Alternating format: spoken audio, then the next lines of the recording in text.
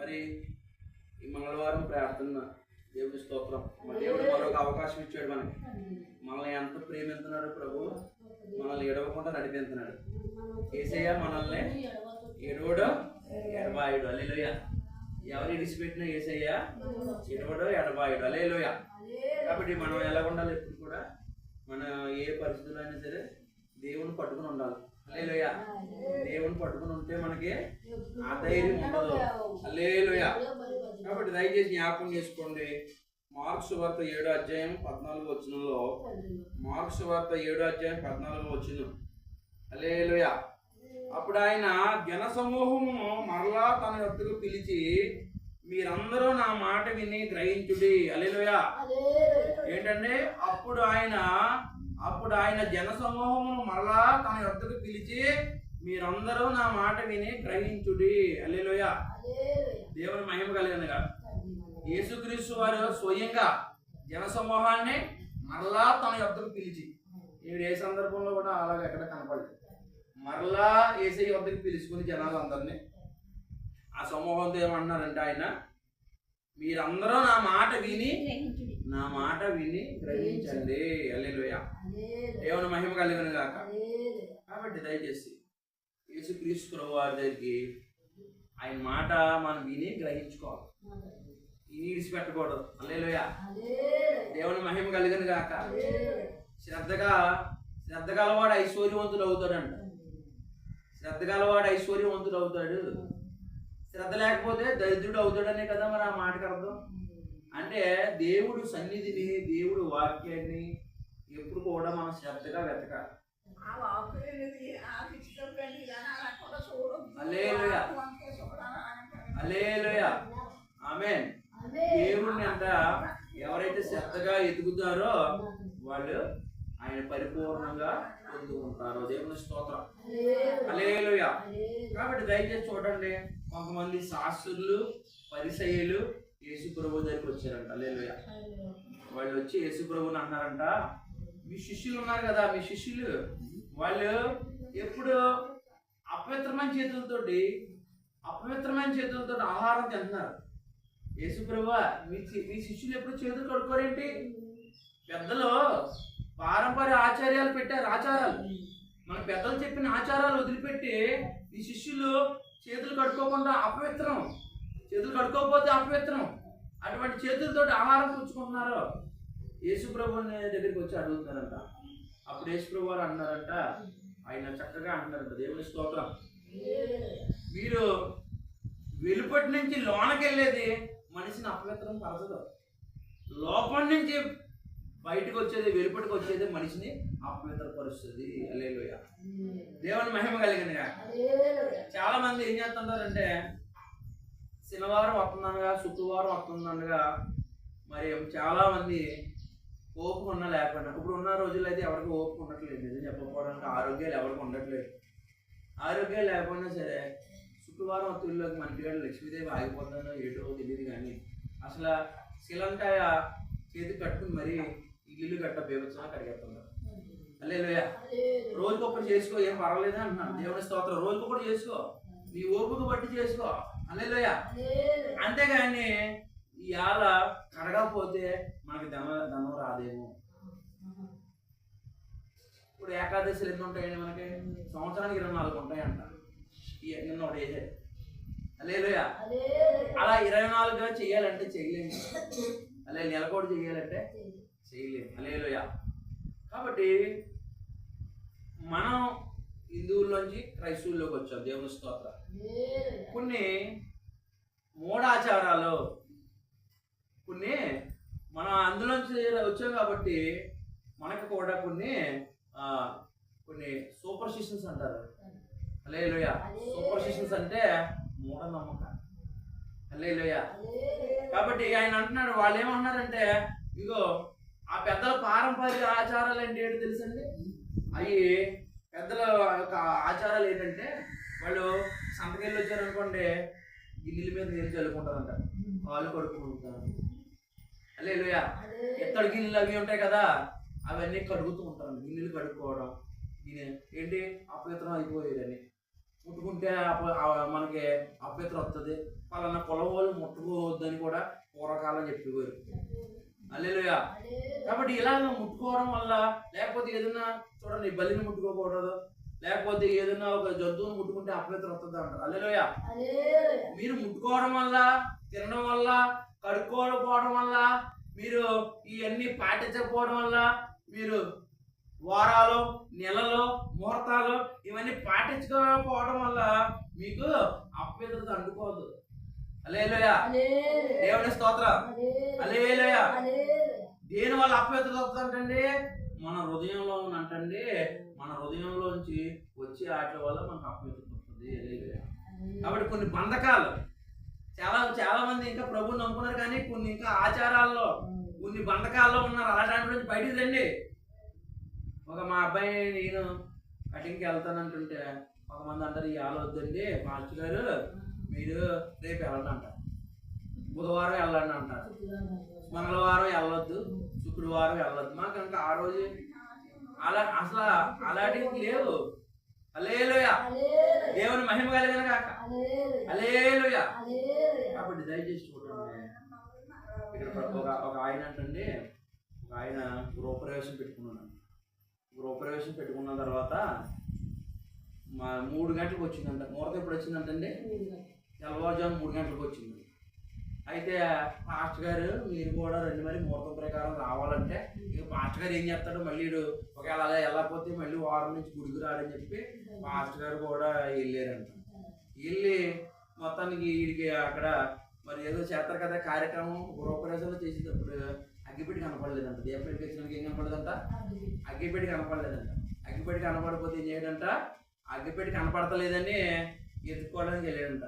Bathroom గోధులు తీసేయడండి కానీ ముయ్యలేదంట.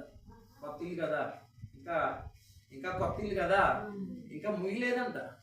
ఇంకా కడతా ఉన్నారు, ముహూర్తం వచ్చేసింది వేగానే. ఈ లోపల మనవాడు అగ్గిపెట్టుకు వెళ్ళి ఆ గోధులో పడిపోయాడు, కాలు దిగిపోయిందంట. ఆ రోజు అగ్గిపెట్టిలో వెళ్ళినోడికి ఏమైంది, ముహూర్తం బలం పనిచేసిందా లేదా? హల్లెలూయా. దేవుని స్తోత్రం. ఒక ఆయన అద్దెలకి ముహూర్తం పెట్టుకున్నాడు. అద్దెలకి ముహూర్తం ఏంటండి, మరి శాదత్వం కాకపోతే ముహూర్తం పెట్టుకుని అంటే అదేమొచ్చింది 4:30కి వచ్చిందంటే ముహూర్తం. ఈ లోపలేమో వాళ్ళ ఆవిడ ఏం చేసిందంట, 5 చీకట్లోనే ముందుండే ఇంట్లో కొబ్బరికాయ మర్చిపోయిందంట. ఈ ముహూర్తం దాటిపోతుంది. కొబ్బరికాయ కొట్టబోయి వాళ్ళ ఆవిడ నెత్తిగా కొడేయాడంట. హల్లెలూయా. దేవుని స్తోత్రం. హల్లెలూయా. కాబట్టి దయచేసి మనం ప్రభువులోకి వచ్చిన తర్వాత ఇంకా ఆ మూఢనమ్మకాలు, ఆ బంధకాలు, దేవుడు అన్నాడు, మనం నిజంగా చెప్తున్నాం 3 గంటలు కొన్నిసార్లు ప్రార్థన చేసుకుంటూ లేకపోతే 3కి ముందే 2 గంటలు కూడా చేసుకుంటాం. ఎప్పుడు 12 గంటలు చేసుకుంటాం, తెల్లవారుజాము 2:30 చేసుకుంటాం. ఒక్కోసారి అయితే ఇది కూడా అయిపోతుంది. అవునా కదా? మనకు ఉన్నటువంటి రాత్రి సరిగ్గా పడుకోకపోతే పగల లేట్ అయిపోద్ది కూడా. అవునా కదా? దేవుడు ఏమన్నా బంధకాలు పెట్టాడా? మీరు ఇలాగే చెయ్యాలని ఏమన్నా అన్నాడా? మీరు ఎప్పుడు వస్తే అప్పుడే మీరు ప్రార్థన ఆలోచిస్తున్నారు. హల్లెలూయా. కాబట్టి మొట్టమొదట మీ హృదయంలో ఉన్న అపవిత్రత. హల్లెలూయా. ఒక ఆవిడ అన్నది, ఎవరో కానీ ఒక ఆవిడ అంటది, కొబ్బరికాయ యేసుప్రభు వారికి కూడా కొబ్బరికాయ కొడతారు కదా అన్నది. అమ్మా, యేసుప్రభు వారికి కొట్టవలసింది కొబ్బరికాయ కాదు, అంతరంగాన్ని బద్దలు కొట్టాలి, అందులోంచి వచ్చిన కన్నీళ్ళు కావాలి. యేసుప్రభుకి ఆయన నిత్యం భయపడాలి. ఆత్మను దేహాన్ని అగ్నిలో వేసేవాడికి భయపడాలి. హల్లెలూయా. ఈ రోజు ఏదో కళ వచ్చింది, మనలో ఏదో శోధన వచ్చినట్టు మన కళ వచ్చింది, ఏదో పాపంలో పడిపోతున్నట్టు మన కళ వచ్చింది అనుకోండి, మనం ఏం చేయాలా? వెంటనే ప్రభు దగ్గరికి వచ్చి, ప్రభువా ఈ పాపంలోంచి మీరు నేను పడిపోకుండా నన్ను కాపాడు, నేను పాపం చేయకూడదు ఆయన. దేవుని మహిమ కలిగిన. హల్లెలూయా. ఎవరో మన అబ్రహాం గారు ఉన్నారు కదండి, అబ్రహాం గారికి అంటే 3,000 మంది దాసాదాసీలు ఉన్నారంట. ఆయనకి గొర్రెల దగ్గర, ఈ యొక్క మందల దగ్గర పనిచేసే వాళ్ళే 3,000 మంది ఉన్నారంట. హల్లెలూయా. ఆయన అలాంటి గొప్ప ధనవంతుడు యేసుప్రభు దగ్గరికి వచ్చి, దేవుడి దగ్గరికి వచ్చి ఎలా ప్రార్థన చేస్తాడంటే, మోకరించి బలిపీఠం కట్టి కన్నీళ్లు కార్చి, నేను దుప్పుడు ప్రభువా, దూడిని ప్రభువా. అబ్రహాము పనోళ్ళు అంటే కూడా కాదు కదా. మనం అయితే ఎలాగంటామంటే కొంచెం మనకి ఏదన్నా ప్రార్థన కానీ బాగా చేసేవాళ్ళన్నా, లేకపోతే కొంచెం వాక్యం చదువుకున్నా, కొంచెం డబ్బులు ఎక్కువ ఉన్నా, ఏదన్నా 4-5 ఇల్లు ఉన్నా, మనకి ఒక బంగారం ఎక్కువ ఉన్నా, కొంచెం భక్తిలో ఎదుగుతున్నా, నాకంటే గొప్పడు ఎవరు లేడు, మనమే గొప్పలు అనుకుంటాం. యేసుక్రీస్తు ప్రభు వారి దగ్గరికి ఒక కానానీయ నుంచి ఒక స్త్రీ వచ్చిందంట. ఆ స్త్రీ అంట, అయ్యా మా అమ్మాయికి దెయ్యం పట్టింది, విడిపించండి ప్రభువా అని ఆ యేసయ్యని అంటుంటే యేసయ్య ప్రార్థన ఆలకించలేదంట. శిష్యులు కూడా అన్నారంట, అయ్యా నీ దగ్గరికి వచ్చింది అన్నారంట. ఈ లోపున యేసుప్రభు అన్నారంట, పిల్లలు రొట్టెలు తీసుకుని ఒక పిల్లడికి 7 అన్నారంట. అంటే ఆవిడ వెంటనే ఏమందంట, అయ్యా పిల్లలతో టేబుల్ మించి పడ్డ రొట్టె ముక్కలు ఒక్క పిల్లలు కూడా తింటాయి కదా నాయన. వెంటనే యేసుప్రభుకి ఆవిడ తగ్గింపు నచ్చింది, అహంకారం లేని హృదయం నచ్చింది. మనం ఒక గడిపోలా ఉంటాం, కానీ ఆవిడ హృదయం దీన హృదయం కలిగింది. మనం ఒక్కొక్క స్టేజ్లో ఒక్కోలా ఉంటాం. ఇవాళ ప్రార్థనలో ఇప్పుడు కష్టాలు ఉంటే ప్రార్థన చేస్తాం, దేవుడు ప్రార్థన ఆలకించి మేలు చేయడంతో మళ్ళీ మనకు అహంకారం వచ్చేస్తుంది. హల్లెలూయా. అదే కానీ దేవుడు కష్టాలను నలుపుతున్నారనుకో, నలిగినట్టే పెడతాం పేసి. హల్లెలూయా. కష్టాలు లేకపోయిందనుకోండి, మనలో గర్వం వచ్చేసి ప్రార్థన కూడా దగ్గర చేసుకోలేదు. హల్లెలూయా. చేసుకుందాంలే. మనకు అవసరం ఉన్నప్పుడేమో తెల్లవారంటే మొక్కలు వేసేస్తాం, అవసరం లేకపోయింది అనుకోండి చేద్దాంలే. హల్లెలూయా. మళ్ళీ అంత మార్పు ఉంటుంది. మార్పు లేకుండా ఉండాలని ప్రభు ఆశపడుతున్నారు. అహంకారం తగ్గించుకోవాలని మనతో మాట్లాడుతున్నారు. ముఖ్యంగా చెప్పాలంటే మన హృదయంలోంచి ఎలా అసలు మన వెలుపటిలోంచి బయట నుంచి వెళ్ళి మనం అపవిత్రపరచు, కడుక్కోవడాలు, పసుపు నీళ్ళు జల్లుకోకపోతే అపవిత్రం రాదు, దాన్ని దీన్ని ముట్టుకుంటే రాదు, ఈ రోజు ప్రకారం చేయకపోతే అపవిత్రత రాదు, కాళ్ళు చేతులు కడుక్కోకపోతే అపవిత్రత రాదు. అపవిత్రత ఎలా వస్తుందో తెలుసండి. హల్లెలూయా. మన హృదయంలో ఏముంటాయంటండి? మార్కు సువార్త 7వ అధ్యాయంలో 21వ వచనంలో చూడండి. 20వ వచనం నుంచి, మనుష్యుని లోపల నుండి బయలు వెళ్ళినది మనుష్యుని అపవిత్రపరచును, మనుష్యుని లోపలలో నుండి బయలు వెళ్ళినది మనుష్యుని అపవిత్రపరచును. లోపల నుండి అనగా మనుష్యుల హృదయంలో నుండి దురాలోచనలు, జారత్వములు, దొంగతనములు, నరహత్యలు, వ్యభిచారములు, లోభములు, చెడుతనములు, కృత్రిమమును, కామ వికారము, మత్సరము, దేవదోషణ, అహంభావము, అవివేకము వచ్చును. ఈ చెడ్డవన్నీ లోపల నుండి బయలు వెళ్ళి మనుష్యుని అపవిత్రపరచునని ఆయన చెప్పిన. హల్లెలూయా. అంతా చెప్తే శిష్యులకు అర్థం లేదంట. మళ్ళీ వెళ్ళి అడిగారంట, అయ్యా ఏంటి ప్రభా, వెలుపల్లి నుంచి లోనికి వచ్చేది మన పాడేది, కానీ లోపల నుంచి వచ్చేదే మనం అపవిత్రపడుతున్నాం. ఆ లోపల ఏముంటుందంటే మీ హృదయంలోంచి వస్తుందిరా వ్యభిచారం, అహంకారం, చెడ్డ చూపు, పిసినారితనం, అహంభావం, ఇవన్నీ దైవదోషణ, ఇవన్నీ వ్యభిచారము, నరహత్యలు, ఇవన్నీ దొంగతనాలు, అబద్ధాలు ఈ హృదయంలోంచి వస్తాయిరా. అవి బయటకు వస్తే హల్లెలూయా, అవే నిన్ను అపవిత్రపరిస్తే నువ్వు చేసేటువంటి ఆ మోహపు చూపులు, ఆ కామ వికారాలు, ఆ నిన్ను అవి కదా నేను పాడు చేసి నువ్వు బయటికి వెళ్ళి నువ్వు నడవడిక, నువ్వు నడిచే నడిచే కదా. ఆదివారం కాదు, ప్రతిరోజు దేవుడికి భయపడి బతకటం, ప్రతిరోజు నీతిగా బతకడానికి ప్రయత్నించడం. హల్లెలూయా. యవ్వనస్తుడు తనని ఎలాగ పరిశుద్ధపరుచుకుంటాడంటండి? దేవుడు వాక్యాన్ని సరిగా చూసుకోవాలంట. హల్లెలూయా. తన హృదయాన్ని ఎలా పరిశుద్ధపరుచుకుంటాడు? తన నడవడిని, దేవుడు వాక్యాన్ని మనలో ఇలాంటి శోధన వస్తుందండి, వెంటనే ఆ వాక్యాన్ని ధ్యానం చేసుకుని మోకరించి ప్రార్థన చేసుకుని శోధన యేసుప్రభు అన్నాడు. ఏమన్నాడంటే ఆయన, యేసుప్రభు ఈ లోకంలోనే అన్ని అధికారం కూడా సాతాను నుండి మీకు, మీ సాతాను మీద, అపవాది మీద సర్వాధికారం ఇచ్చేసింది. హల్లెలూయా. మీకు సాతాను మీద అధికారం ఇచ్చాను అన్నాడు. సాతాను పొమ్మంటే పోతుంది. యేసుప్రభు ఏమన్నాడు? ఈ దేవుడైన యెహోవాని శోధించకూడదు, సాతాను పొమ్మంటే పోయింది.